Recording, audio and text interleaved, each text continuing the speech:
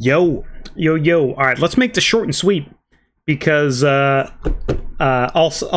to note, a couple caveats here. One, these numbers are a little bit skewed, mainly because the routes were different. I tried to run plus 12 Tajivas Streets on both of these runs, one Arms, one Fury.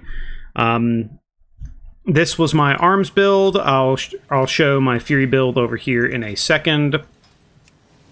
But Fury's doing really good. Like, really, really good. And Fury just received another buff on top of everything else going on. So this is what it looked like with the Arms run. I tried to make sure I ran with a Brewmaster guaranteed. These numbers were before the 3% nerf back to 5% for Mystic Touch because it's much more healthier for the game. But I made sure I had a Monk in the group for both runs just so my numbers were not skewed as much as possible, right? The routes were a little different. In this run, we had a smaller amount of targets because we went left compared to going right on my Fury run.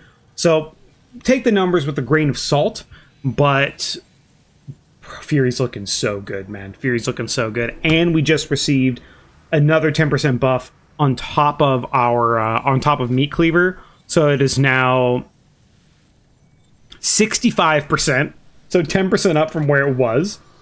And they buffed Whirlwind, which didn't buff Thunderclap, but they buffed Whirlwind, and they buffed Bladestorm, which is very good for Slayer, Fury, and Raid.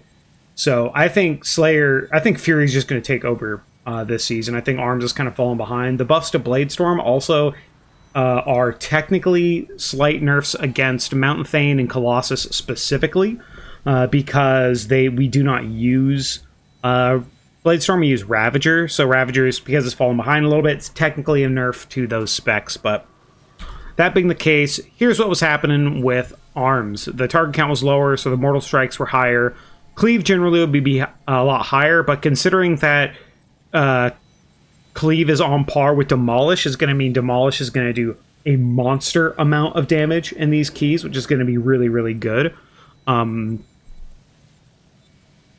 Another side thing to note about how I did my dummy testing is in the time ways, there's actually these 5 target dummies here. I wasn't hitting this one, but there's this group of 5 target dummies that you can hit for Horde and Alliance. And this is actually really useful for me, so I could make sure I didn't have any kind of buffs or debuffs or something that would give me an advantage in my testing, because it was just me here at these dummies. So if you want some more like fresh testing, here you go. But here's was the Arms run, and you know, it looks decent. You know, obviously Frosty K's and Hunters just got nerfed Frosty K significantly in the patch, but we're keeping up and we're providing them a 5% damage buff, right?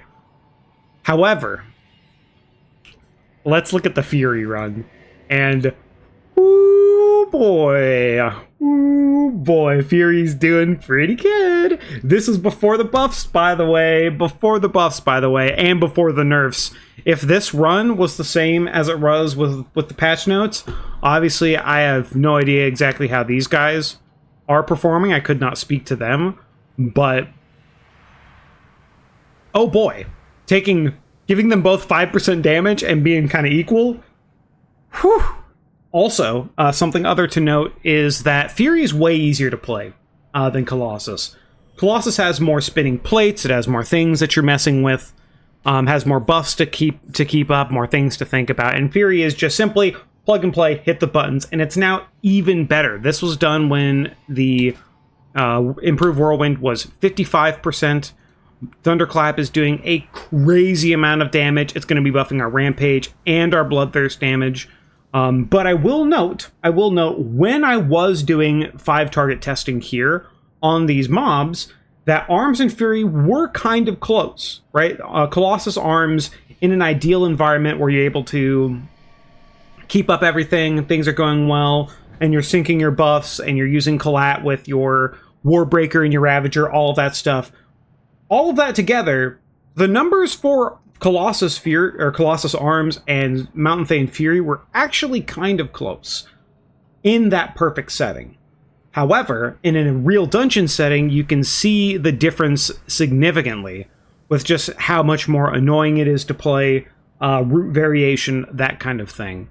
So with that being the case, and with Fury receiving another buff, like, dude, I think Fury is going to crush this season. Warrior is a very good raid buff for a physical comp.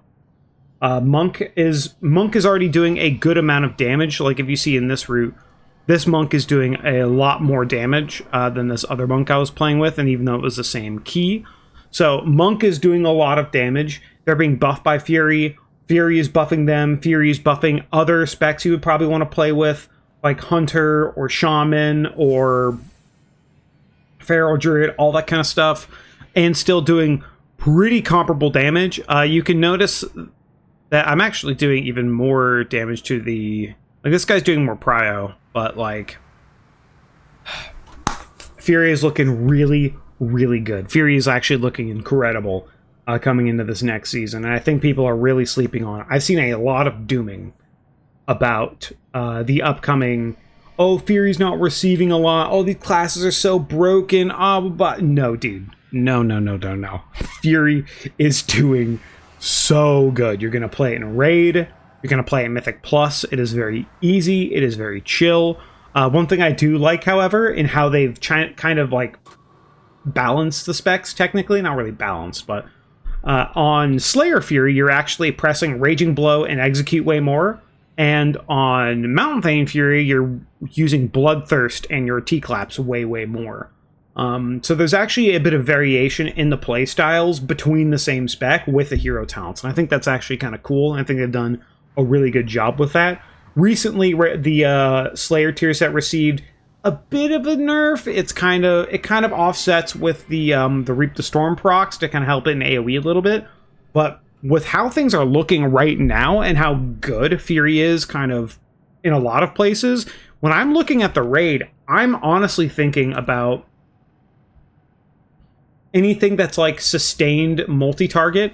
Like if we're talking about anything that's sustained multi-target, like Soul Hunters, I think Thane is going to find a wonderful place here. Anything that's 2-target, I think there's some 2-target on Nexus King. Though I didn't progress Heroic, I only did the Mythic testing, so I'm not sure exactly how that fight looks. But anything that's like 2-target to 3-target and you're hitting them consistently, like, this is looking very, very good. The other thing to note is that on single target, Thane is pretty sizably ahead of Colossus Arms in terms of dungeon DPS for single target bosses. So that's something else to really consider as well, because bosses are a very important part of Mythic Plus. I mean, it's possible you might even use this on a boss that has a consistent amount of adds you're fighting, like Soulbinder. I don't know about Forge Weaver, since the adds that you're fighting are more burst-oriented, so I think the Blade Storm buffs might do well more for Slayer Fury here.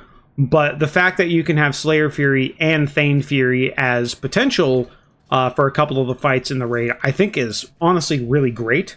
Something else to point out as well is because we're getting so many more Thunderblast procs through how our new tier set works, using Keep Your Feet on the Ground comparatively to Steadfast as the peaks, you have a significant amount of additional damage reduction throughout the key as well. I don't know if it's going to overtake Steadfast as the peaks, mainly because, well, the thing that's very weird about stamina and max health is it only matters if you're going to get one shot.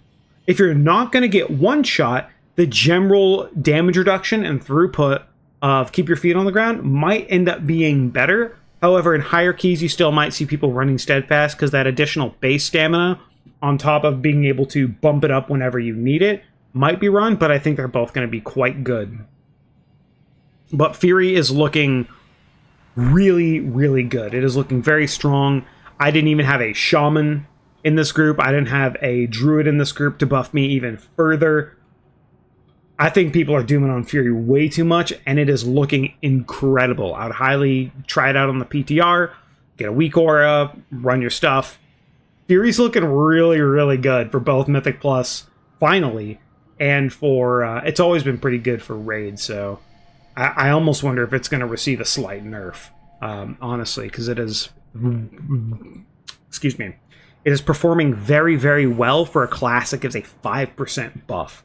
So if you're ever going to see Warrior on top of the meters when it's giving other classes 5%, then it's probably a little too strong. It might see nerf, I hope it doesn't, but it might see a slight nerf. We'll have to see, but Fury's been kind of put on the back burner for a while, so I'm kind of hoping they just let it slide. Anywho, thanks for watching. Hope you have a good one. Fury owns Jaclappa. Bye-bye.